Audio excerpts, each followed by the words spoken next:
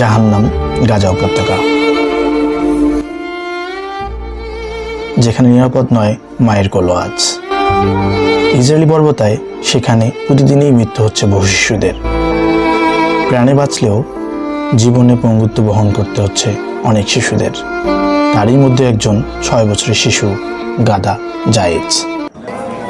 Israeli বোমা হামলায় তার ডান হাত হারিয়েছে সে। এই হাতে কতই না পুতুল খেলেছে সেই শিশুটি। সেই হাতটি আজ আর নেই, চিরতরে হারিয়েছে তার এই হাত। অমলিন হাসি মাখা মুখে বিষাদের কালো ছায়া আজ তার। বিশ্ব মানবতা যেন নীরবে ভর্ৎসনা করছে এই শিশুটি। সব হারিয়ে এই আশ্রয় কেন্দ্রেই দোল খাচ্ছিল শিশুটি, তার বেশিক্ষণ স্থায়ী হয়নি। আমরা চাই এই ভয়ঙ্কর যুদ্ধ শেষ হোক তাড়াতাড়ি, যাতে এই শিশুগুলো রক্ষা পায়, এই কামনা করি আল্লাহর কাছে।